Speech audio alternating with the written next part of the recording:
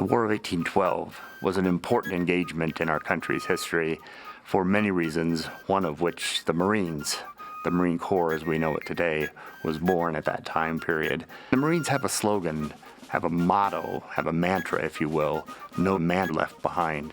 The War of 1812 pension application files are one of several major groups at the National Archives that have never been microfilmed, never been digitized. When we're looking at our nation's heritage as evidenced in these wonderful historical documents, we don't want to leave any of these documents behind.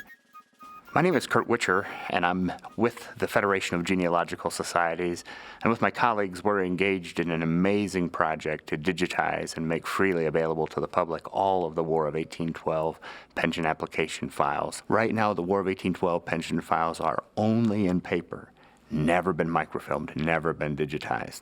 They're at risk of loss through human error, through natural disasters, through all kinds of calamities. It's one of the more heavily used record groups at the National Archives, and they asked the Federation of Genealogical Societies to engage in a fundraising endeavor to digitize, preserve, and make available for generations to come these valuable military records. A soldier had to prove that he was who he said he was, he had to prove that he served, and he had to prove that he was eligible for the pension under which he was applying. You have comrades testifying that the individual served and the battles that he served at, and when he was there for roll call. You have people back home testifying that yes, he did serve, and these were the fellows that served with him.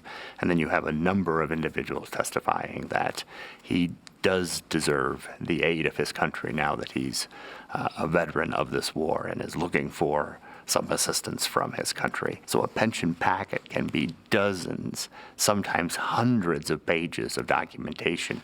So whether you have a War of 1812 ancestor or not, whether you are interested in anyone who fought in this war, we all share a common interest of preserving these valuable historical documents and making them accessible for generations to come. How many teachers lament the fact that they don't have good source materials to teach meaningful history? Instead of 312 men fought in the Battle of Lake Erie, and then the next sentence is another battle. The Battle of Lake Erie was huge in the Great Lakes area, and the pension documents can really bring to life what all took place and who all made that happen. So instead of just some general history that's hard for young people to wrap their heads around, now they have real specifics. Now you can say, these people served from Indiana, where I live. These people served from New York. These people that served from New York, they settled in Kansas and Nebraska after the war.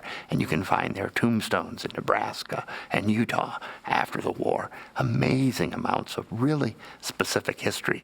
We have about 33% of the funds raised for this project. We're about at 1 million images available online now for people to use and enjoy. On the Preserve the Pension website, you'll be able to find a button that takes you right to the Fold 3 site where these images are being launched. Go take a look at the images. Go see what has been done to date. Our goal for 2014 is to move from 33% funded to 98% funded, and we certainly wouldn't be unhappy to be at 100% funded. To donate to the project, simply go to the website, preservethepensions.org. Go donate to Preserve the Pensions.